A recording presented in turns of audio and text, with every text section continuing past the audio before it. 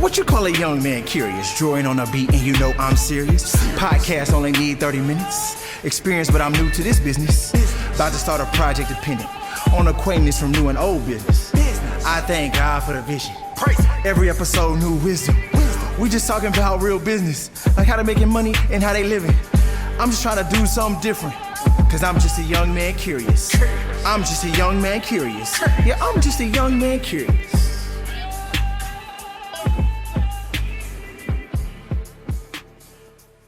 All right, what's up, everybody? This is Delvin Wilson. This is another episode of the I'm Just Curious Project. Today, I'm sitting here with my younger brother, the baby, aka Delvin Wilson. So I'm gonna give him an opportunity just to introduce himself and just share a little bit about who you are, what you do with the people. So I'm Delvin Wilson, like Jorian said, the youngest of all of our clan. Yeah, you don't even know the number, do you? Yeah, it's a lot of us. But so I currently work for the NCAA, the National Collegiate Association of Athletes, and what I do is I am the director of new media for the SCAC, the Southern Collegiate Athletic Conference, over at Division III, and I work with anything that has to do with website design, graphic design, any social media coordination, PR, pretty much all that. Say that title again. I like that. The Director of new media. director. I don't know too many directors personally, so I'm looking forward to learning a little bit more about what it is that you do. So Okay. tell us a little bit about how you got into the digital world. Like, so I know you started that at Tech, Correct. and then it kind of just took off from there. So tell me a little bit more about that career path as opposed to anything else you had been exposed to.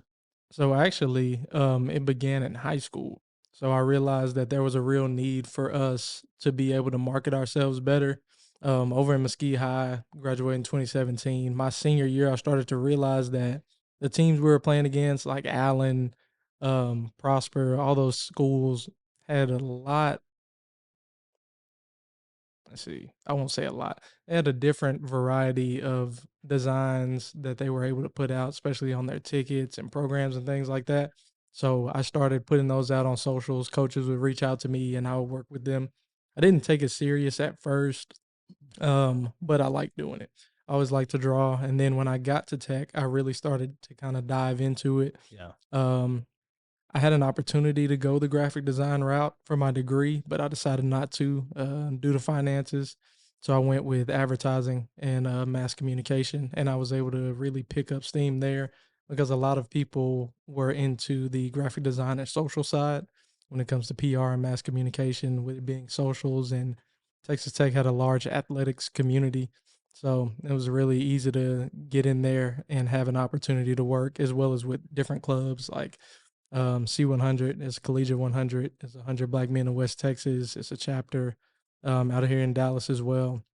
And then I was also working with a group called Chosen and BSA, Okay. our Black Student Association. And I definitely think that's dope. I think you taking that passion and really making it a reality, right? Because when you told me you're studying like marketing or graphic design, I was like, I have no idea what my brother's going to do once he leaves school.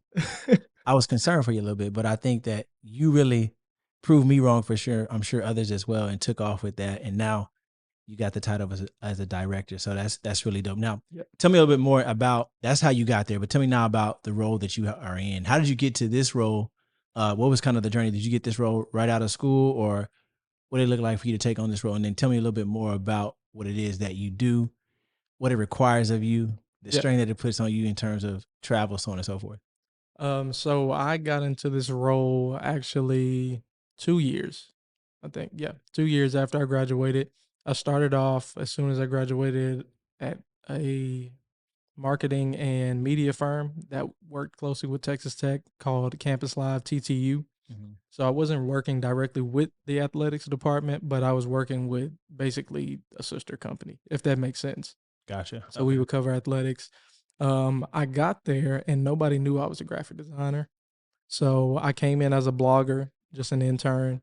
And while I was there, I would share my knowledge about graphic design, or I'd see a design from our creative director and I was like, hey, this looks like this here, or would you put this here? And then he talked to me. He was like, we have you on blogs, but are you a graphic designer? And I was like, yeah, something like that. He's like, so what do you work with, Canva? And I was like, no, I don't actually work with Canva. I work with all the Adobe suite. And once he heard Adobe, he dropped everything and he was like, "You're not a blogger anymore." So I went through that, and I was actually working 3 jobs at that time because it was not cutting it. Financially, they weren't paying that well, but the experience and the people I got to meet Right. made up for it. I was working at Planet Fitness, Main Event, and Campus Live all at the same time. Grinding. Yeah, and on game days, I would you have had to to do. go early in the morning to Main Event if it was a late game, or later that night to Main Event if it was an early game. So I was hitting both of those at the same time. And then after I got out of that, moved down to Dallas, and I was working with a sign company called Sign Graphics. Worked there for a month. Now, funny story with this one is I got there and they realized that I was really a graphic designer and not a sign maker. And he just basically said, "This isn't exactly the place for you." So he was like, "Your wedding's coming up. You should focus on that." Sheesh. How am I going to focus on my wedding and I'm unemployed? That's a nice way to be fired, though, I guess. Yeah, they put it real sweetly. But soon as I got married, I came back, got on the grind again with looking for jobs and things like that. And I got blessed to get a call back from Goodwill Industries of Dallas. Okay. So I got hired on as the marketing graphic designer there. And while I was there, I got to do some pretty cool projects, wrap the Omni, um, set up some things for the luncheon, do some photography.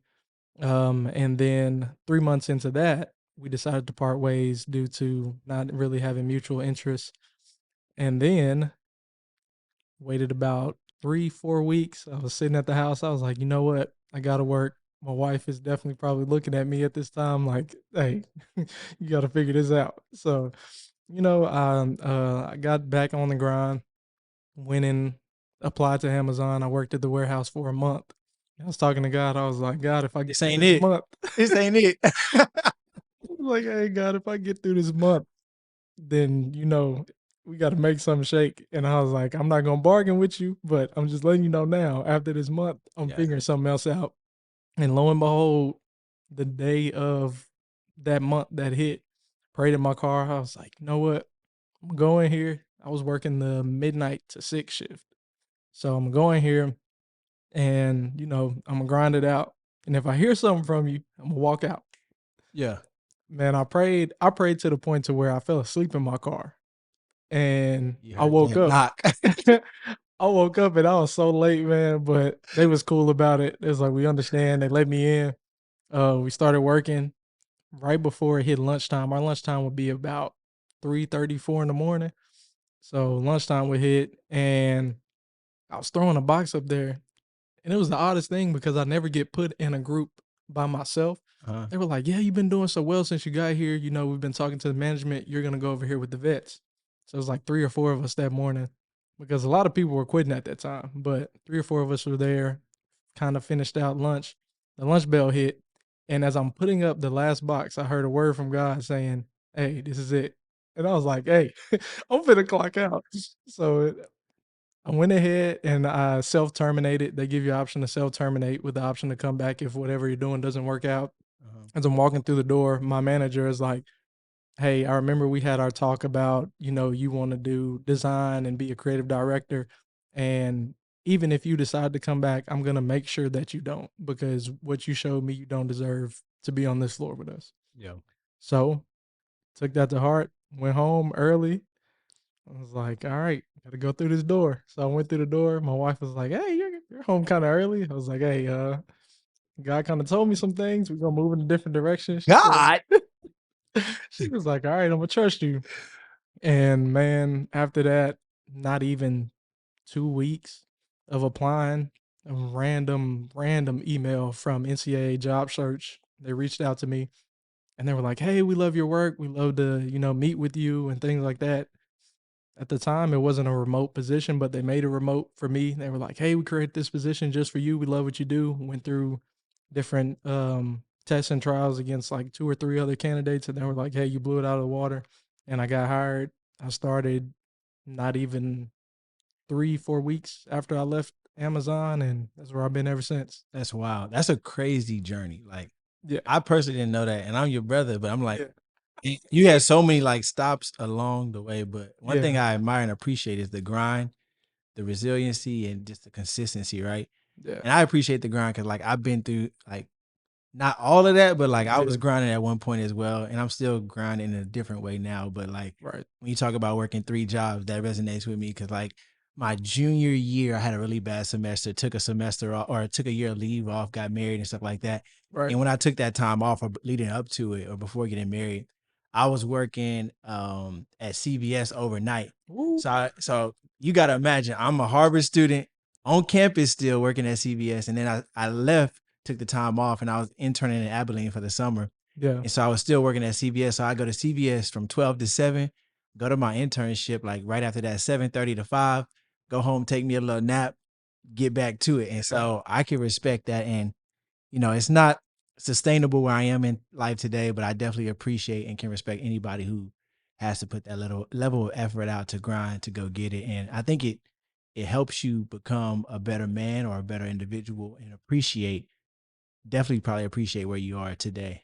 Oh yeah. And any morning I wake up and I'm like, man, this is hard. I look over, I'm like, yeah, this ain't nothing compared to what I've been through already. We Yeah. gonna go get And it. God is good, bro. Kudos to you for being obedient. I thought you was gonna say when you was taking that nap, you heard that knock. Oh, at the door. Sir, what are you doing, Delvin? Nah, man. I heard the knock from on high. Hey, praise the Lord. And obedience is better, bro. I tell people that all the time. Yeah. Even when it's inconvenient, even when you gotta come tell your wife, God told me to walk off the job. Hey, it was rough. It was real rough. Yeah. Yeah. But kudos, man. Tell us a little bit about what it is that you do actually. That's like part of my objective with this podcast is not only to reconnect with people, but to expose those who listen, particularly younger people, to different career paths, different, things that they could do with their life and pursue their passion. So tell us a little bit, what it is that you do actually do? What are the benefits and what are some of the drawbacks from being a director? The drawbacks from being a director is everything is pretty much on you. And I've never been in a position where everyone looks to me and they're like, hey, we need this. And I say, okay. And I look over and I'm like, oh, they need it for me. Like Ah, this is like my job description right. because I'm used to always having 5 to 10 people to fall back on and like, hey, check this or look this over. And it's all on me. Like right now, I'm having to do a complete brand overhaul every year of kind of what our socials and anything that we put out, whether it's signage for championships, things like that. So that's been a big leap for me. One has made me man up for sure. Not only just on the job, but even at home, I'm starting to realize like, okay, I got to rely on myself to really step in and be like, this ain't everybody else's fault. Like Yeah. I got to control this as much as I can. But I'd run our website for the most part. So anything that's on the back end, blogging, still blogging to an extent, but running articles, storytelling. Really, the main goal for what I do is to tell these athlete stories, Yeah. especially in Division 3, which is really special because a lot of people don't realize how talented Division 3 athletes are. They're usually more talented than Division 2, but don't have the looks for Division 1. Right. So they play for the love of the game. A lot of them don't get scholarships, things like that. But with NIL and things like that, that's kind of changing a little bit. But just telling their stories, getting their everything that they do out there is really deeply rooted in community. So we do a lot out in the community. And we're based out of Sewanee, Georgia. So I go to Okay. Atlanta at least once or twice a year just to kind of look over the office because I'm remote and most of our schools are in the Texas area. So if they need something, I'll run out there for like a media day or something like that, go shoot. Yeah. Any of our championships, we run that. There's 3 people in there. There's our commissioner, assistant commissioner, and me. So whenever neither of them are there and we're split, like there's a championship in Colorado, a championship in San Antonio, and a championship in Dallas, I run the one in Dallas or closest to me, or I go take a flight out to San Antonio or wherever I need to be at, and I'm the acting commissioner. Okay. So it's a little bit different than what you would see at the Division 1 level Yeah. because a creative director would just be a creative director, but I have to wear a lot of different hats. Yeah. I also run our socials, so anything on our social media. You a busy man. Yeah, anything on our social media. And then on championships, they're like, hey, you know how to work a camera, right? So I run all camera work. Me and my assistant commissioner will do that, and then I'll run up, have to take pictures, edit, get it out on socials, and then create a graphic for it. So yeah, it's a whole lot, but it's cool. It's I a enjoy it. grind. It reminded me of something I saw that Steve Harvey had said something about I can't complain about what's all on my plate because the goal was to eat. So Oh, for careful sure. what you wish for. And I asked for this, so it's exactly what I wanted to do. All right. So we talked about career stuff. I want to take a step backward and talk about tech. Tell me about tech. I love Texas Tech. I grew up in Odessa, Texas. Thought I was going to go to school at Texas Tech. What was that collegiate experience like at Tech? Just to start off, I thought you was gonna go to school at Texas Tech too, but it's cool. I had the Texas Tech betting. I was committed at age 9. So Hey, yeah. Man, actually, crazy thing, with getting into tech, I didn't plan on going to Texas Tech. Mm-hmm. So I went out on a limb, and I did drumline my entire high school career. I stopped playing basketball in 9th grade. Right. So when I stepped away from that, I was like, okay, I'm gonna go for band. Went for band, and my senior year, I had the opportunity to go to Grambling or Southern, and mom was like, "No, you don't need to go there." So I was like, "All right, look somewhere else." Hold on, why?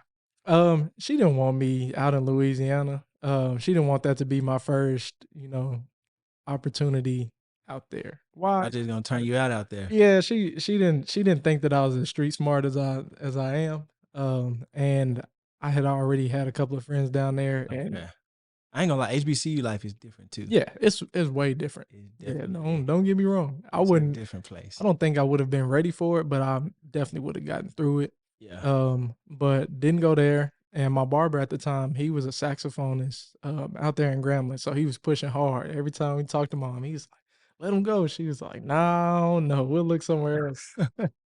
So we played that game of limbo. But randomly one day, I seen GCU come across my screen, and a guy on social had reached out to me, and he was like, "Hey, have you considered GCU?" And I was like, "No." So I looked over, and they had like walk-on tryouts for basketball. So I was like, "Okay, I'm gonna put in here that I want to go look into their basketball program." So lo and behold, I get an entire basketball visit, no film, no nothing. It was the craziest thing ever. Finesse. Yeah, craziest thing ever. And they was on tournament probation, so I think they were just looking for people to fill spots at the time.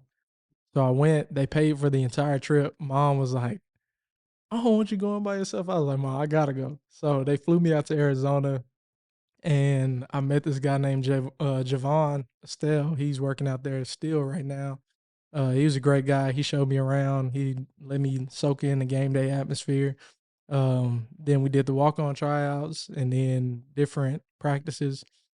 Somehow, I don't know how, but somehow they was like, "Hey, we like your defense. You got a good IQ. We want to talk to you a little bit further." And I was like, "Okay, cool."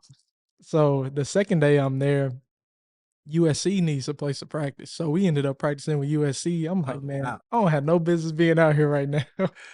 But I come back and mom was like, "How was it?" I showed her all the pictures and everything we were doing. She was like, "How did you swing that?" I was like, "Man, hey, God is good." Um, so I can see her face. I can see her face. She was lost. But I got back and I was like, "Mom, I really like this place," because it was a private Christian school. They were gonna pay for I think my first 2 years, and they were gonna let me design. Like, "Mom, I really like the school," and she was like, "Okay, we'll talk about it." How mom does. She's like, "Yeah, we'll talk about it." That ain't really what she was trying to hear. So tech came across the screen, and she was like, "Have you considered tech?" I was like, "Nah, I may go to UTA." I was like, "Okay, it's either UTA or tech right now because GCU is either a 5-hour flight or a 5-hour drive to go to tech. Right. 5 hours either way, but I didn't want to have to fly to get home." Yeah. So I looked at UTA and I was like, "You know what? It's probably not where I want to be. I don't want to be this close to home." And Dad was like, "Yes, UTA, go to UTA." And I chose tech. And on my signing day, I signed the tech, and everybody was like, "Oh, I didn't know you were going to tech." It was me and like 2 other people. So I decided to go to tech. Dad wasn't exactly the happiest, but he I got think into it. I'm always rooting for people to get away from home.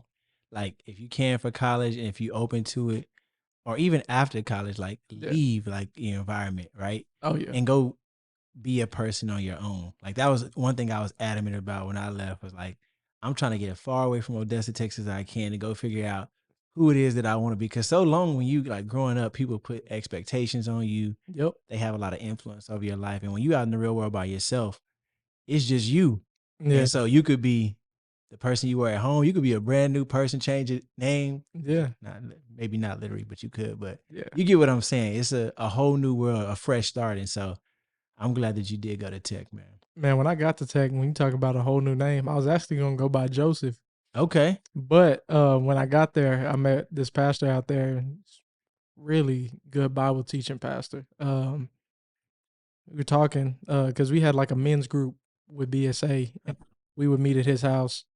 He took us in for like the freshmen, and I told him my name, and he was like, "Man, you have a really powerful name." And I was like, "You know what? I do." So I kept it with Delvin, and I ain't changed it. But I met a couple of Josephs, and I was like, "You know what? There's too many of them out here." Yeah. So Ain't many Delvins. yeah, no Josephs. No, I'm saying, but it's not many Oh Delvins. no. Yeah. There weren't many Delvins. So I stuck with that because for the longest I had a hard time, being proud of my name because people was like Devlin or Devin or Melvin, and I'm like Messing it up or joking with you? joking and messing it up. Okay. It was a good balance. Yeah. So yeah, I was really contemplating. I was like, am I gonna go with this at Tech?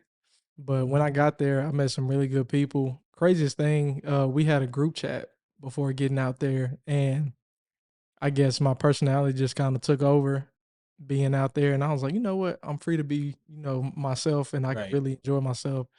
And ended up really being, I don't like to toot my own horn, but I was the head, Yeah. head out there because the first night I organized something in like our Urbanowski Park, the pavilion, Mhm. and I didn't expect that many people to be there. Like freshmen and upperclassmen were there. And they were like, "Hey, who put this together?" And I was like, looked around, I was like, "Oh, me." You know what I'm saying? And they were Right. like, "Oh, so who are you?" So I introduced myself, and we had the women on one side, men on one side, because everybody was just kind of like, "Can we talk to the women? Like, what kind of event is this?" Yeah. And I was like, "It was just a get to know you period. Like, everybody just enjoy yourself." We had sand volleyball, basketballs. There's all types of stuff going on. So yeah, it was a different atmosphere, and I really enjoyed it. So Yeah. Tech has a good reputation for being a dope place to go to school, like Oh, party yeah. school, have a lot of fun. And so I'm glad that you did. And I imagine that you met some of the guys that you are connected with now Yep. there at Tech. Tell me a little bit about the collective you all started. And I only know about Yeah. this from listening to our brother Josh's podcast. Shout out to the Don't Take It Personal podcast. If you want to know about Yes, some sir. good music to listen to, you got to go check them gentlemen out because Cinema. they put it Culture. on. So, and Don't Take It Personal. And it's on Patreon. Patreon. So, yeah, check them out. But Sure. back to your collective. Tell me a little bit about the collective when it started. What is it? So OSF stands for Only a Select Few. Mm. We started it. It actually came about sophomore year or so when our president Solomon came to me and he was like, "Man, we really like music. We want to do something with that, but we also like your creativity." Um, it's like 2019. Right as we're getting this ready, we were going to be roommates. Everything was ready to go. We were setting up our living situation. COVID hit. So that derailed all of that.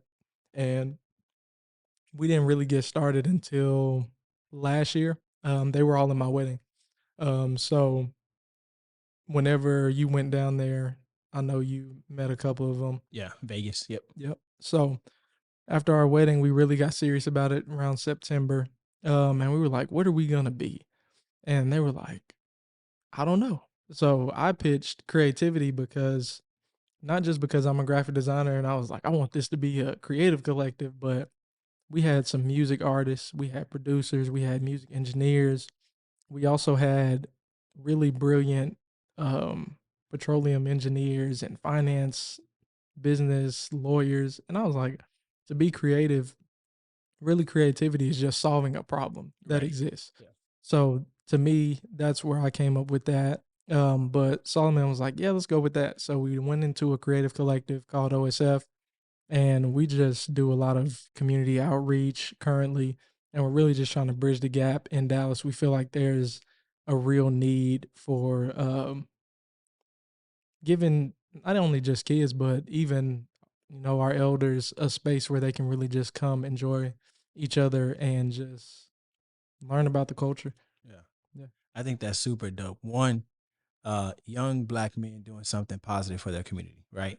So I think that piece is dope. And then the fact that one thing that I always tell people all the time, there's a lot of folks that just like to talk.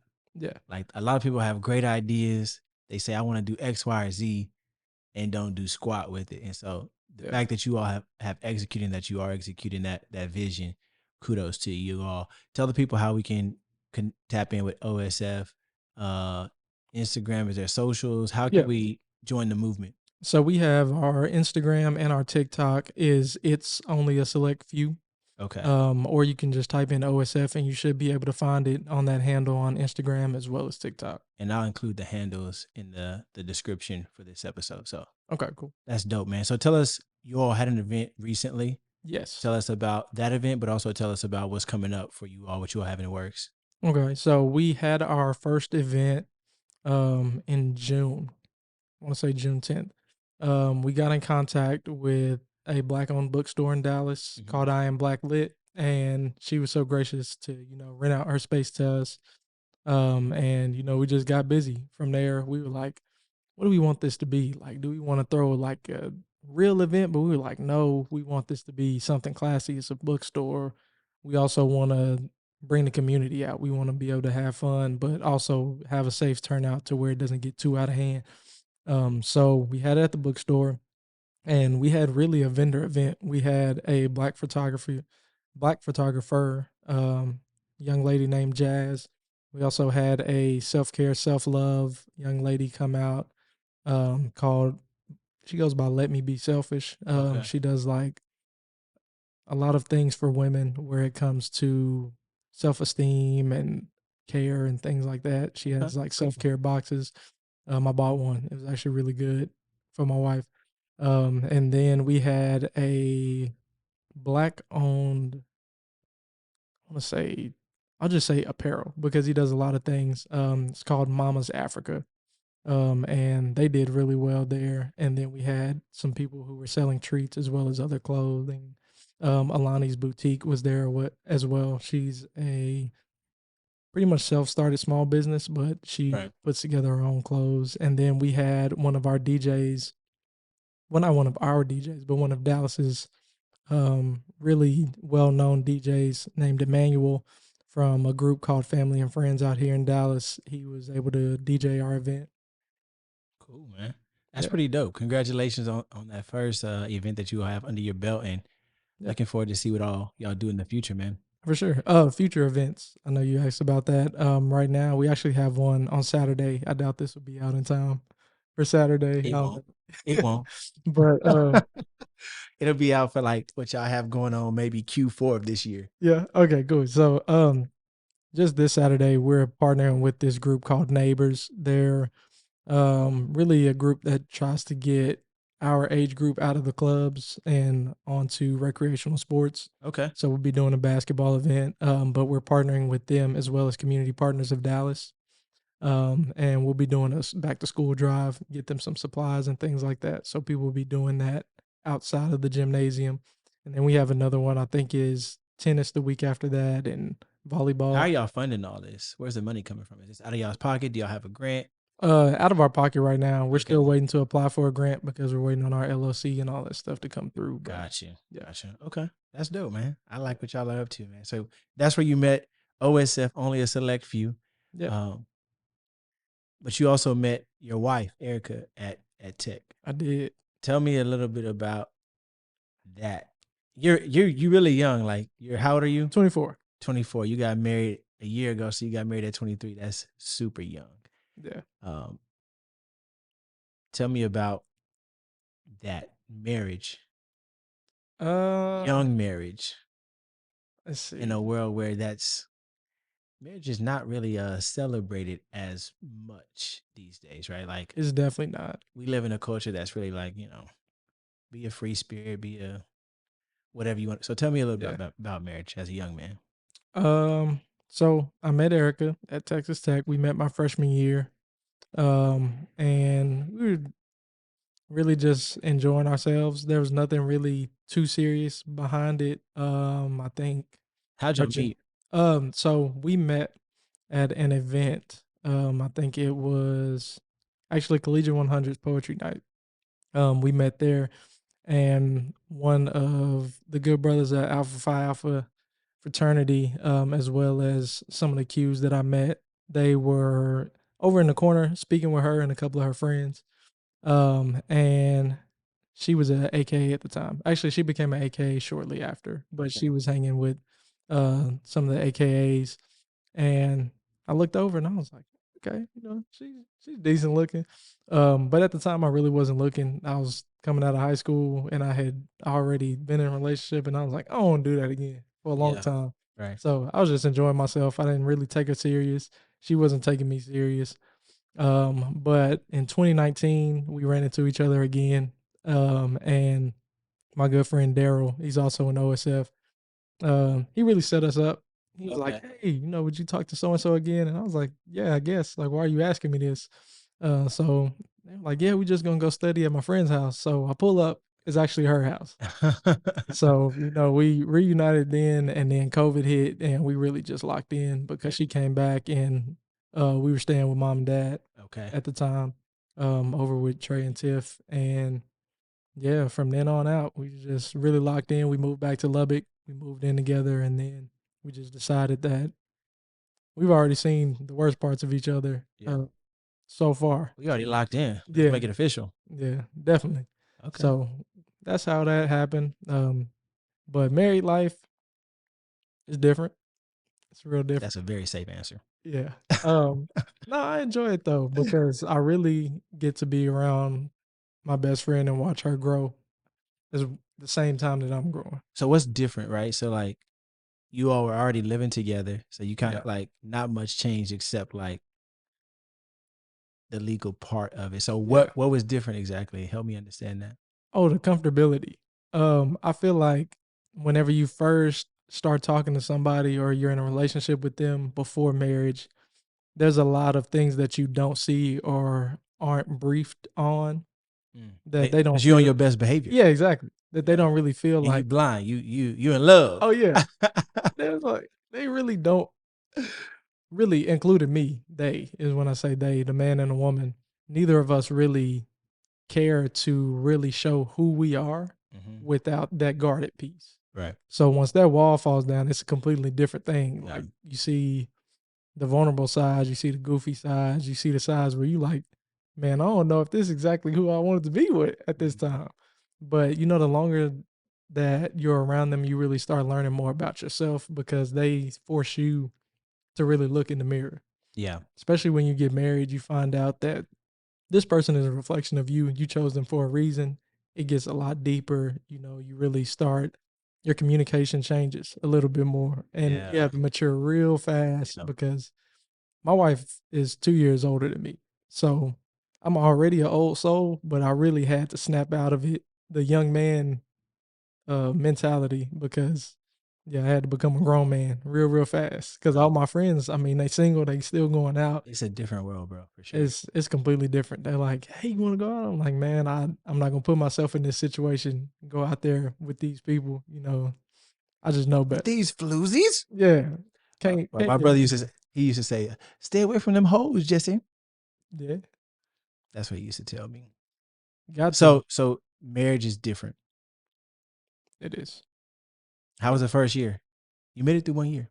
Yeah, the first year was definitely an eye opener. Not even just seeing who I'm with, but for me, I learned a lot about myself that I either suppressed or didn't allow myself to feel, because when you're married, there are a lot of times where you can't just come in the house and blow up because you mad about something that ain't got nothing to do with them. Can't. You really got to deal with those things that are, on you and that you're suppressing. And she forced me to go to therapy. So I definitely learned a whole lot about myself because she had already been in therapy at Tech. And we started going, together but separate. It wasn't like marital therapy or anything because we weren't married at the time at Tech. So she made me go separately. And even before that, I kind of knew that that was who I was going to be with just because of the fact that she cared about me to that extent. Right. And it's only just grown from there. But it's kind of flipped. I've really been the one making her look in the mirror and see kind of who she is and who she can be. And I really feel like we've elevated each other. I mean, she's done a lot for me when it comes to my confidence in my job search. Yeah. And keeping me, on the ground and saying, okay, you're worth this, you can do this, and now it's my turn. Yeah. So really it's a lot of give and take. That's the only difference, because when you're not married, not a whole lot that you're obligated to do. And even now you're not obligated, but you want. No, you are definitely. You kind of say that in the vows. Yeah. I guess you could say that, but people break vows a lot. They do. So They do. I'm just saying, yeah. you made an obligation, whether you honor it or not. That's It's in the contract. Yeah. But no, I think marriage is a beautiful thing, man. I tell people all the time, marriage, I love going to weddings. I love people, witnessing marriage, because marriage is like, I think the only really covenant that man, woman, and God get to enter together. Yeah. Right. No other covenant is really kind of, I guess, if you will, sanctioned by God that I'm aware of in my biblical studies. But that one is, right. It's really you entering into that agreement, that covenant between you, your spouse, and God. And I think that's a beautiful thing spiritually, but also it's a heavy commitment, right? Because like you said, people think it's, if I don't like you 9 months from now, Yeah. we'll sign some paperwork and start over, say Yeah. it's all good, which is not ideal. So, and there's a lot of hurt and consequences that come with that. And I also think marriage is beautiful because, like you're saying, you all are getting to know each other without the walls, right? When you're dating, you're on Yeah. your best behavior. You Yeah. got like these rose-colored glasses on. You see the best in everything. Everything's cute. Everything's beautiful. Everything is all good. Yeah. But when those walls come down, you get to start to, I think that takes love to a different level, because love is no longer this, oh, my heart skips a beat when you walk into the room. It's this choice, right? You think about the sacrificial love of Jesus dying for us, right? Right. Not a beautiful image, not No. something he necessarily wanted to do, but it's like Not at all. I choose you despite you being on my nerves, despite Yeah. you not looking the best, despite Yeah. if you put on some extra weight, despite if you don't look how you looked Exactly. so long ago, right? So I Man, think, and really, people don't understand that when they say, man, I want to, I want to walk with God, I want to be Christ-like, you have to die. Like, you have to die to yourself. daily. And like, oh yeah, my bride, my wife. It's like, you realize Jesus died for his bride, Yeah. the church. Yeah. So Ephesians 5. yeah, people don't really understand Yeah. how serious marriage is and how much you are going to have to step back and be like, okay, who I was, I can't be that no more. Yeah. So And as a married man, I don't say that it's easy at all, but right, like yeah, the Bible tells us, if you are going to follow me, Jesus is talking to his people, his followers, you have to take up your cross, right? Which you're talking about dying daily yeah, to your flesh, to the things that you want to do that are contrary to his instructions, contrary to his will. So that's a heavy pill to swallow, a heavy Yeah. thing to commit to. And to me, it says, take up your cross daily. But for me, it's like every hour, every minute, every Yeah. second, because yeah, hour to hour, minute to minute, I might be good. Me and God might be here. yeah. And then ain't no telling where my mind might be in the next 10 minutes. So That's right. hey, gotta recenter. Nah, for real. The way I think about it is, I don't know if this analogy makes sense, but early on, it's like, you got the ramp, you going bowling. Yeah. You're a kid, you got the ramp, you got the gutters on, Yeah. you're good. Boom, boom, it's hitting the sides. Everything's protecting you from falling off. And like, Right. I got a strike. And say, I'm really good at this. Yeah. But man, you take them gutters off and take away that ramp, and you start hitting gutter balls, and you like, you know what? This may not exactly be my sport. Yeah. Reality set in. Yeah, that's really how it feels, because for so long it was like, okay, boom, I'm running into this. Okay, she's still happy because Yeah. it's not that deep yet. And then you take them guards down and all the walls start falling on both sides for you and the wife. It's different because you're dealing with things that you never dealt with before. Yeah. And then you're also having to deal with things she has never dealt with before. Yeah. So yeah, it's a learning curve for sure. And that's like what I'm talking about when I talk about the beautiful piece is that those walls come down, you're naked. Yeah. And for someone to love you in that way, love you naked, all flaws, all for Yeah. who you are, like It's different. that's, just a step below the love God has for us, right? And so I think that's an amazing thing. And really and truly, for those who believe in God, for marriage to work, right? Marriage is like working out your sanctification, right? Sanctification is becoming more like Jesus. And if you want to make your marriage work, you got to be sanctified because, like, Yeah. you're going to have to die to your flesh. You're going to have to live out the fruits of the Spirit. You're going to have to be Yeah. patient, kind, all of that. You're going to be more like Christ if you want your marriage to work. Got to be. Otherwise, yeah. So that's dope, man. Congratulations to you and Erica. Yeah, appreciate making it. a year. That's a beautiful thing. Keep it up, man. Stay in there. Keep that right mindset that you got right now. Hey, we fighting. And you will be, it is a fight, Yeah. but you will be very successful, man. Many years of blessed and blissful love for you guys, man. So talking about faith, talking about following Jesus. Tell me about your journey with faith, right? Yeah. So, yeah, we're brothers, but I don't know your journey as well as you could share with me, right? I know that everybody is on a journey. There's highs, there's lows. What's yours been like? My faith journey has been a lot different than people think it has been. A lot of times people assume that, with us being preachers' kids, they're like, oh yeah, you're saved. You have a great relationship with God. Man, I got out to tech and I didn't touch a church for at least 6-7 months. It was like, what? I ain't gotta go. Ain't nobody waking me up. I ain't gotta read my Bible. Hey, man, I'm finna be sleep or partying on a Sunday. It was Sunday brunches and day parties. It was bad for a minute, but I recentered. And the craziest thing is Erica really helped me with this. Because my wife, Erica, she helped me with this because she took me to a church that she would always go to. And this is another way I knew we were supposed to get married, but that's another subject. But took me to the church she used to go to when she first got to tech because she was there a year or so before me. So Right. she was a sophomore when I was a freshman. So we get to this church and already I'm kind of skeptical because I know Dad has been, out in the Lubbock area, and I'm like, okay, I don't know who knows me or who doesn't know me. Right. I'm gonna come in fresh slate. Cool. Man, church gets to going, and they like, do we have any visitors? And first of all, the church name was New Hope. Ooh. Dad's church Right. in Terrell was New Hope, Right. not Lubbock. Church name was New Hope. So that was already a sign. I was like, okay, this is kind of odd. It gets worse. They say, do we have any visitors? I stand up because she forces me to stand up. I'm like, hey, what church do you come from? I was like, hey, Greg Chapel Missionary Baptist Church, Reverend E.C. Wilson, pastor. They were like, bless you, brother. I look over at the drum set. Uncle Lawrence is at the drum pointing at me. I'm like, bro, wait, what is going on? Because I didn't even know he was there. Like, I guess I knew, but in my mind, I was like, you weren't thinking about it. Yeah, I wasn't thinking about him being there. So that was insane. And that really made me kind of not so much start going back to church, but really getting back in my word and getting a relationship rather than just playing church, going to a church, getting caught up in the music.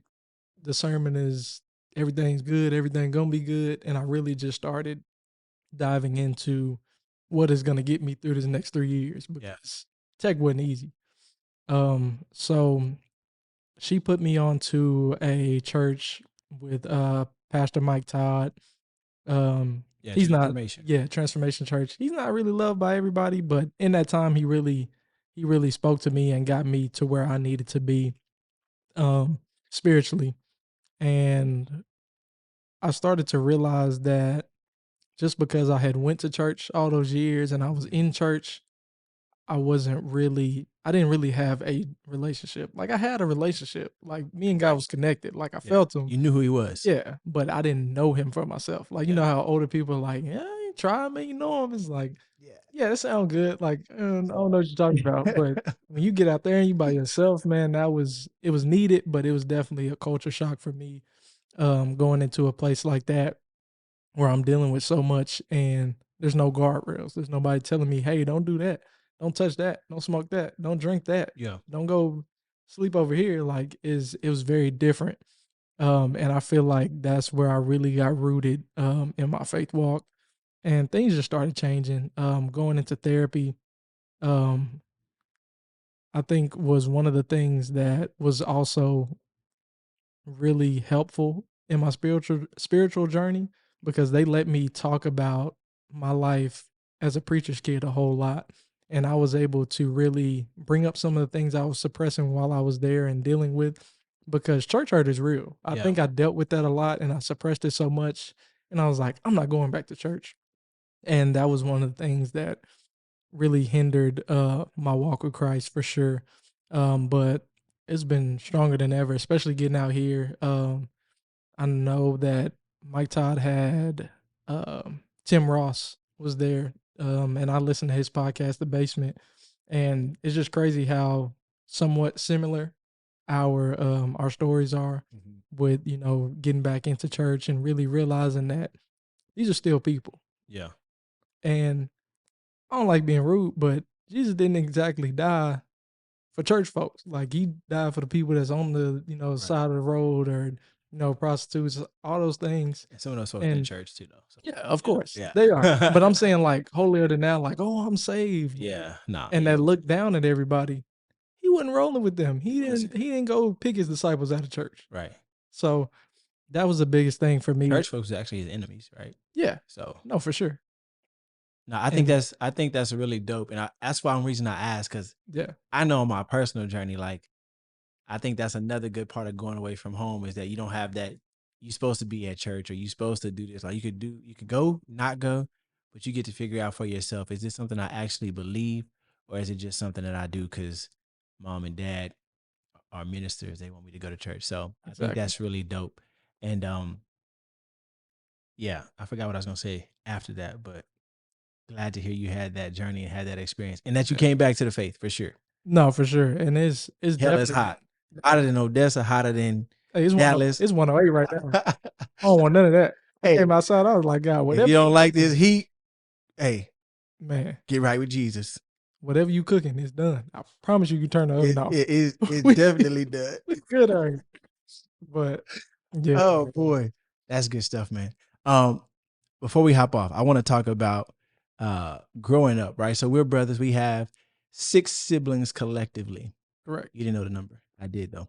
6 siblings collectively, but we didn't all grow up together. We grew up, you know, different homes and stuff like that. What was growing up like for you? Growing up for me was very, very different. Because Trey and Lysandra, they had kids, and I was an uncle very early.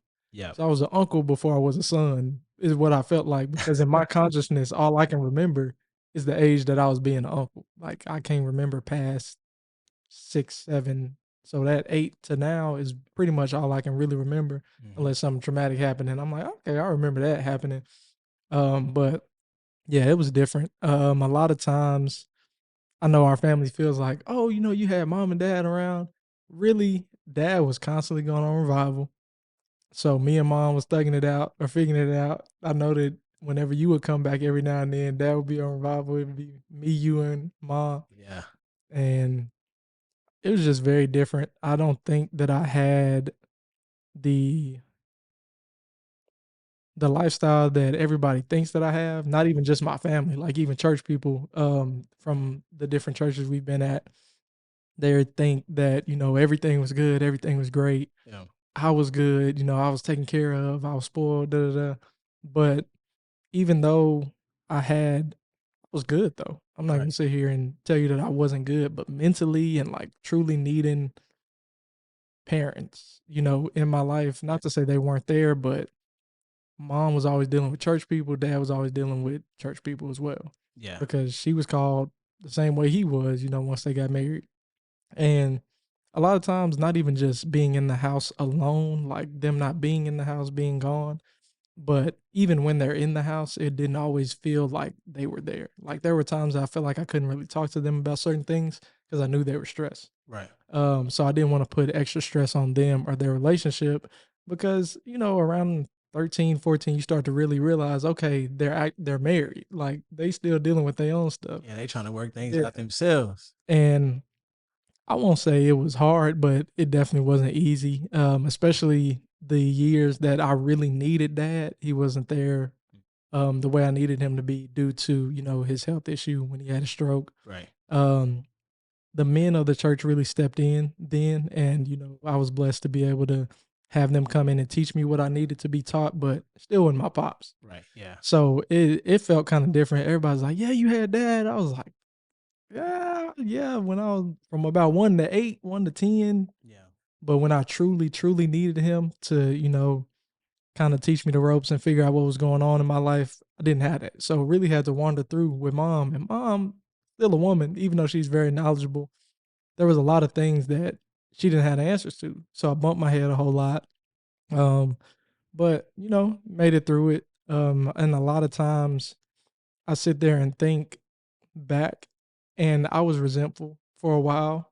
Just the way that, I was being brought up. Not to say that I wasn't being brought up correctly. They were doing the best they could. It took me a while to realize that mom and dad are still people. Like Right. before they had me, mom was mom. Like she was a woman, dad was a man, and they was figuring it out separately. Then they got married, had me, and now they're parents. Yeah. But Trying to figure it out. yeah, parents isn't all that they are. They're still people. They still have bad days. They still have work to do That's definitely on themselves. And it took me a while to realize that they're not superheroes and superwomen. Right.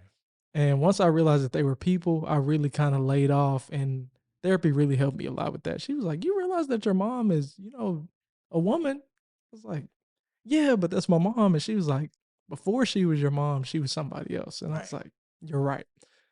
So yeah, that's how the upbringing was. I think that's the tough part sometimes about our heroes, right? We Yeah, hold them to this certain esteem, and then we see certain characteristics in their lives or things that they do, and we're like, "You're not as perfect as I thought." exactly. And that's a hurtful thing, because It is. whether it be your pastor, whether it be your parent, whether it be whoever it is, it can be kind of detrimental because this person that you thought was next to God Yeah. is really not, and it's a whole person. And it was rough because going back to being a preacher's kid, you're in a house and you're dealing with your parents constantly. But church people would like come to their kids and be like, "You need to be more like Delvin. Delvin is this, Delvin and this." And I'm like, "Bro, I am not. You got me over here getting hemmed up in corners talking about, yeah, they told me to be like you." Hey, bro, that ain't got nothing to do with me. But I got along with them really well, but it was still very lonely in a church setting because I didn't really have people that was in my corner. I had people that was wanting to be close enough to me to feel perfection. And I was far from perfection. Yeah. But everybody felt like everywhere I went, everything I touched was gold. Or if Delvin did this, I need to do this. And I'm like, man, I'm still trying to figure this out myself. And from 10 to 18, that was a rough spot because even the grown-ups, they see you as royalty. And it's really odd because I'm like, man, you older than me, you got more money than me, you figuring life out, you got a house, you got a car, you got kids, and you sitting here gawking at me because I'm the pastor's son. Like it was very, very, very different. And I don't know if y'all had to deal with as much as that other than going on a trip or something, coming back to the house and I guess for pastor and wife anniversaries and things like that. But this was every Sunday, every Monday, every Not Wednesday. like that. No, I dealt with stuff like that on a level, but not like you probably did in a church setting because that it's different. Dog, it's different, very different. And church people and people like churches, yeah, love their pastor, man. Especially black churches, they love their pastor, and they treat their pastor sometimes like God. They do. So I can only imagine, man. Yeah. You talked about, dad not necessarily being there the way you needed him to. Talk about a little bit about how his stroke affected you. So one thing I've learned with me, I've been away from Odessa, like my hometown, or Yeah. like away from family and stuff like that since I left for school. And so when I'm away, things don't necessarily impact me the way I feel like they might if I was there, right? So whether it Right. be like dad's stroke or someone I knew growing up passes away, Right. I feel I feel sad, I feel empathetic, but in a way I feel detached because I'm not necessarily there and it doesn't hit as it does for other people. So tell me, what was that like for you? Really, it was pretty insane for me. I had literally just we had just packed up because I was a freshman. It was a band trip. We were going to Colorado, Breckenridge, Colorado. Dad had just dropped me off that Friday, so he had a stroke on Sunday. But he had just dropped me off. Him and mom dropped me off that Friday at the band hall, and everything was fine. Nothing was off. You couldn't really tell that. I knew he was stressed, but I didn't know it was to that point. Yeah. And as a kid, you kind of resent yourself because you're like, man, if I just would have said this, or hey, take a break here, or did this differently, you feel like you could have changed it, but you really couldn't have. But went to Colorado, had a great time, stayed Friday, Saturday, Sunday, came back that Monday. But I'm coming off the slopes, cool, kicking it with some friends. We got back to our room. I get a random call on Sunday, and it was from one of the kids. They're like, "Hey, are you all right?" I was like, "Yeah, I'm good. Like, what's the issue?" And they were like, "I was just checking on you. You know your dad." And I was like, "My dad? Yeah. What you talking about?" And she was like, "Yeah, I know he's in the hospital." I was like, "Bro, he's in the what?" Yeah. At the time, I'm 13, 14, so I can't even wrap You my was mind mad. around. Yeah. Yeah, I couldn't even wrap my mind around what was going on. I'm like, man, I just seen this man drop me off. He was smiling. We was good. We was joking in the car. And that whole day, I was like, it was around nighttime because I'm guessing they had went to a second service is what mom had told me about. And that's when it happened. But I called mom. I was like, "Hey, mom, one of the kids from the church, they said something wrong with dad." And she had a somber tone, and I was like, "Oh man, okay, something It's really wrong." serious. Yeah. And I was like, "Okay, what's going on?" She's like, "Yeah, dad is sick." And I was like, "Sick with what?" And she was like, "He had a stroke while he was preaching." And I was like, "Oh, you for real?" And she's like, "Yeah." And just that whole day I was numb. And I told my friends after I got off the phone, and mom was mad because she didn't want anybody calling me while I was on the trip. So she had told all the church people, but just the grown up. She didn't think a kid was gonna call me and be like, "Hey, are you all right?" Yeah. So mom was upset. I was upset, but I was so numb to what all was going on until I got back. Like even the ride back still didn't click to me until I Right. got to the hospital and the rehab facility and all of that. So it affected me in a different way. And I feel like I suppressed a whole lot during that time. Yeah. So I didn't feel much until dad was back up and walking around Mm. because he in that time he really wasn't there and I had to be there for him, Right. but he was still teaching me things without saying a word. Yeah. Like his drive, him not quitting, things like that. It really blessed me to be able to say, okay, if dad can go through this and keep doing this with a smile on his face, I can do anything. Spot on. And it hit me a different way because I never really realized how serious and how quickly something like that Life can can change. Yeah. change. Because I'm used to pops like joking around, way to go, babe, and Yeah. at games and we run around the house and things like that. And now I'm looking at him It's and different. yeah, and I mean it was still stomachable. Like I was able to stomach what was going on because y'all were there. Like when I got back from Colorado, the family was all there. Tanisha was there. And I was like, okay, like this feels better. Like if I would have had to come home to an empty house, it ain't no telling what Yeah. all I would I have can been only feeling. imagine. Cause So I can only imagine because you go from, like you said, being dropped off at a trip, one version, and yeah, then come back to something completely different.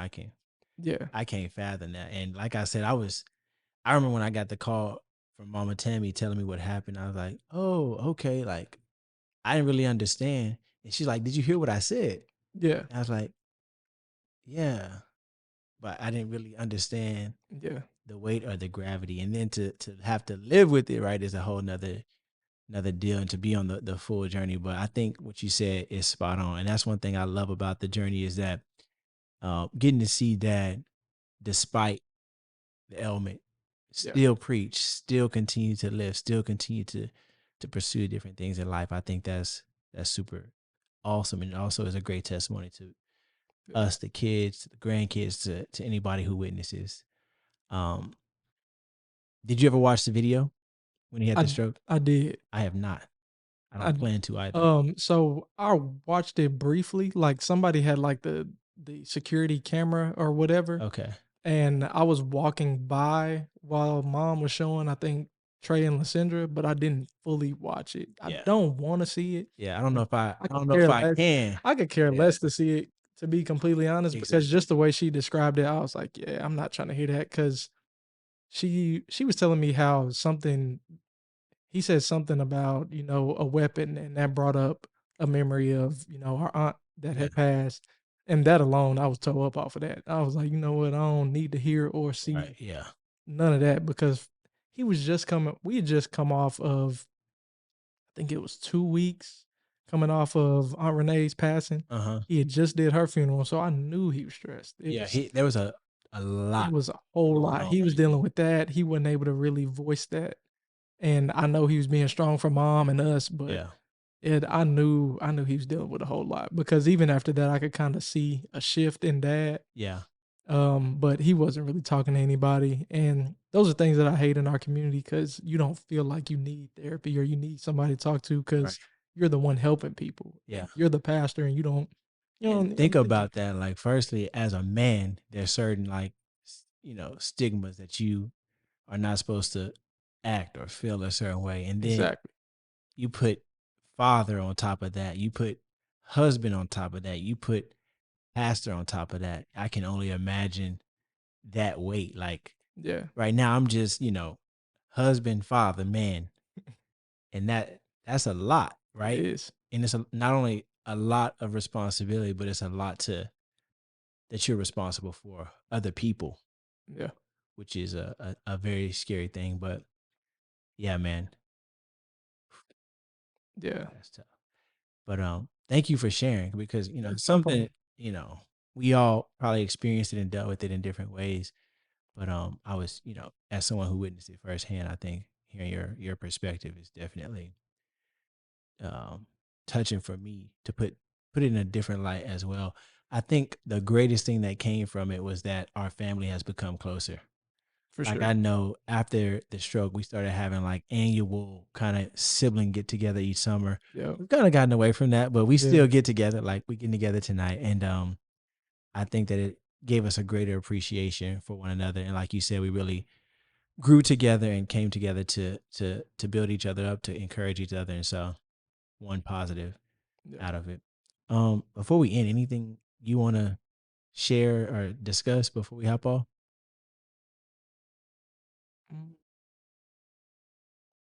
Honestly, not really. All right, I think we pretty much touched on everything. Other than, I appreciate you bringing me on.